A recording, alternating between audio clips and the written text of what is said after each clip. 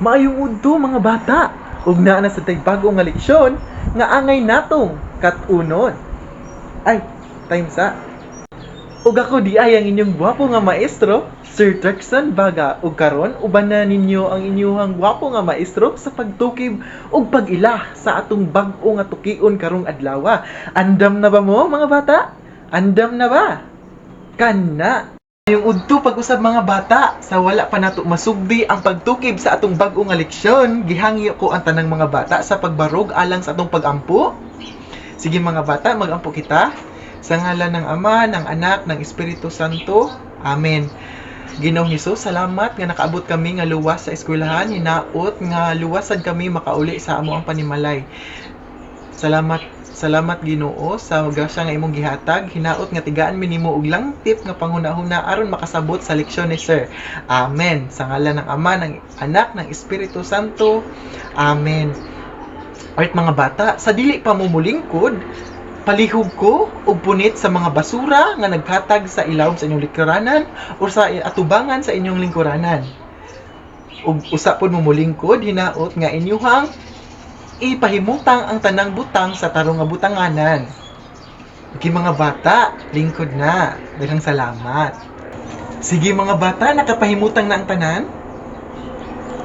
Maayo kay nakapahimutang na ang tanan. Sa dili pa natusugdan ang atong bag-o nga tukion, mangutana isa si Sir kung nakatangbong ba ang tanan sa atong pagtulungha karon?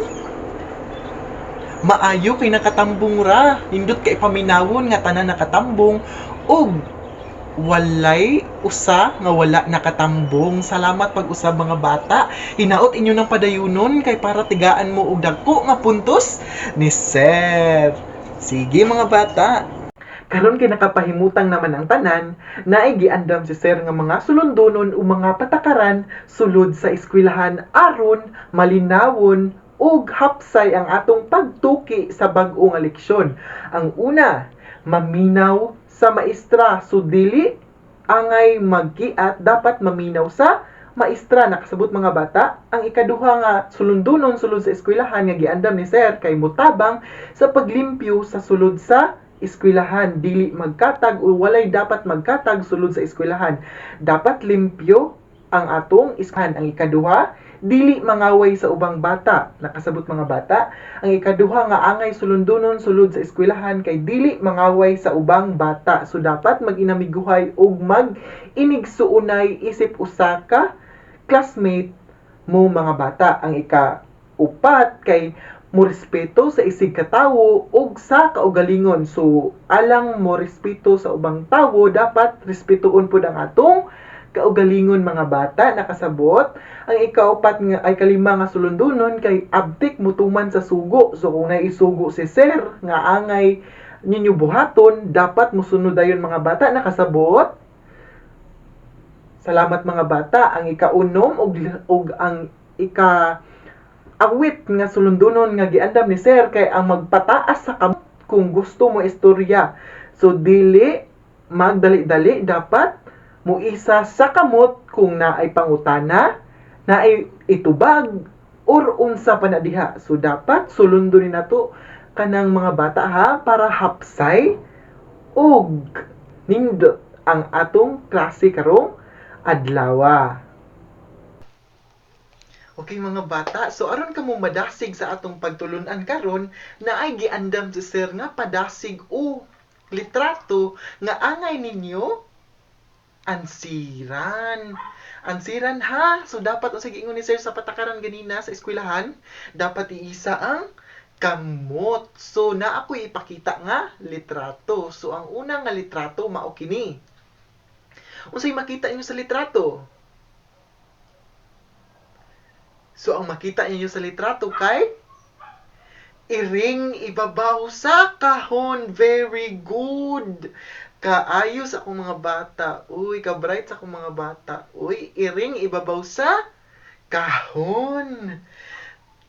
Dayon ang ikaduha nga litrato. Asa ang iring? Maayo ang iring na sa luyo sa kahon. Ang iring na asa luyo sa kahon. Kanindot sa akong mga bata. Uy, ka mga maayo sa akong bata. Ang ikalas nga litrato, asa ang iring? Maayo, ang iring sulod sa kahon. Kanindot sa akong mga bata, tigaan na to, masipang palakpakan ang inyong mga kaugalingon, kay maayo kay mumutubag sa ako ang pagdasig. Mga bata, aron kamo maandam sa atong pagahisgutan nga leksyon karong adlaw, akong giandam ang tuyo ug tumong nga angay ninyo mahibal-an igahuman ani nga leksyon. So kamo mga bata o mga estudyante gilauman nga makasabot sa batakang preposisyon nga example kay ibabaw sa, tupad sa, gamit ang padulong sa, gikan sa, ug uban pang batakang preposisyon.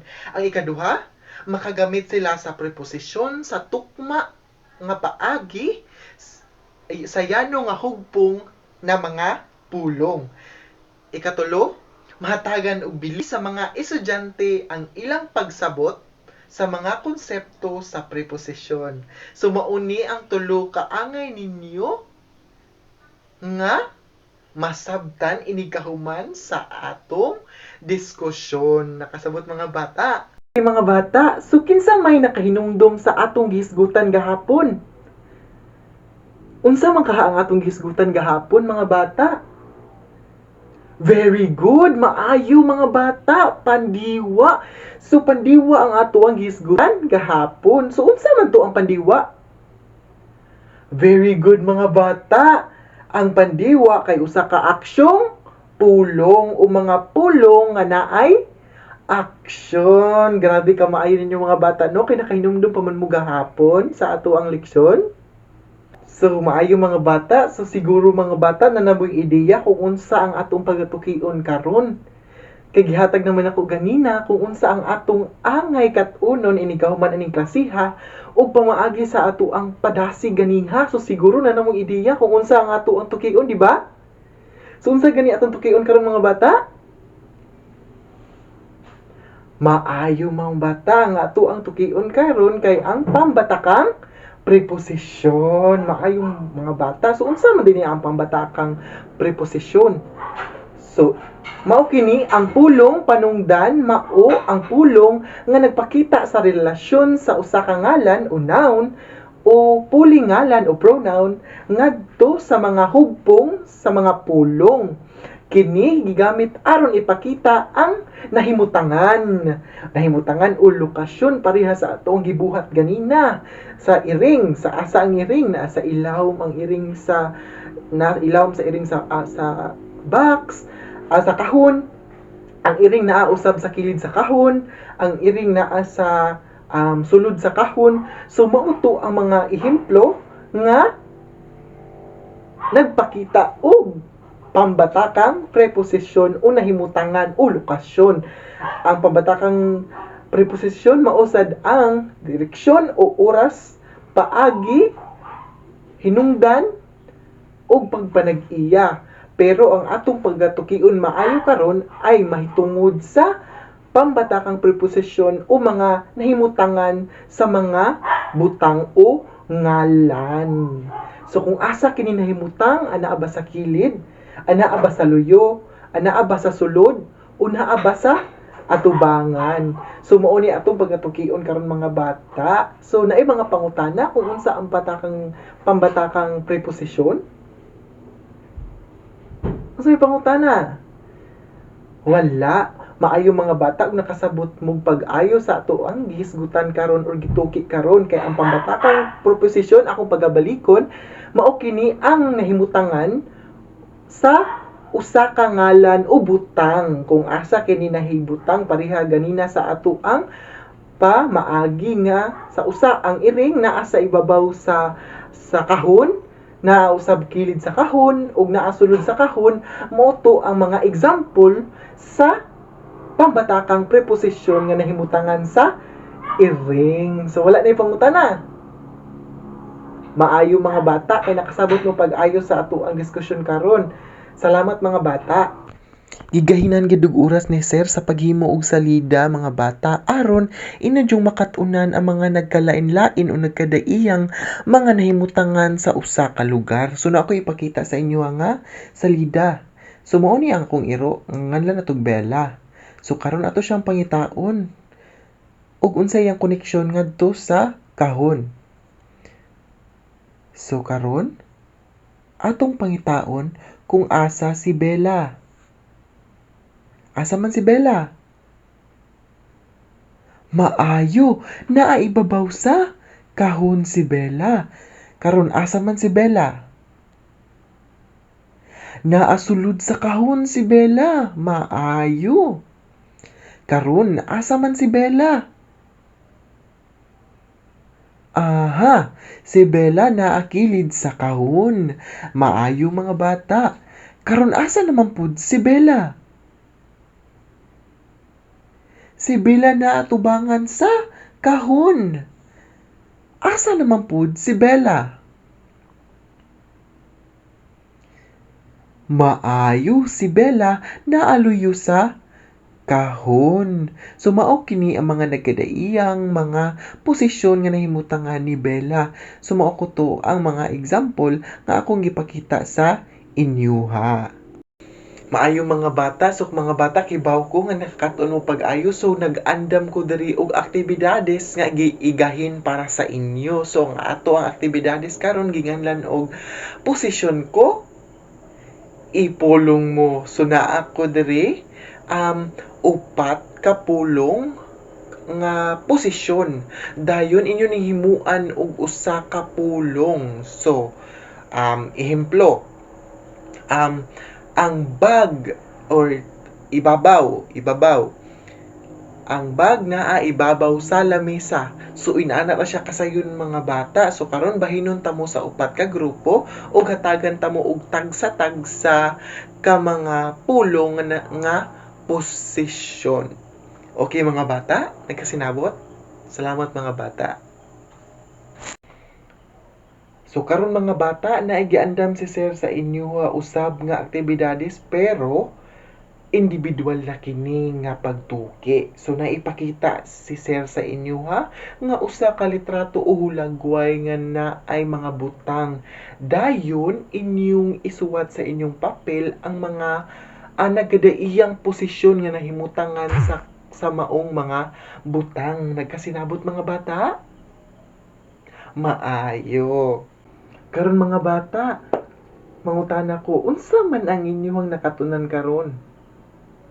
Mga bata? Maayo, nakakaton gayud kamo kung unsa gayud ang preposition ug ang mga ug pagbuhat niini sa usa ka hugpong pulong. Karon mga bata na ako'y giandam nga paansiran o pagsusi gayud sa inyong mga nakatunan. Karon mga bata, magbuhat kamo og napulo ka pulong nga ana ay pulong panungdan o preposisyon. Dayon badlisi kini. Okay mga bata, nakuha ra? Maayo mga bata.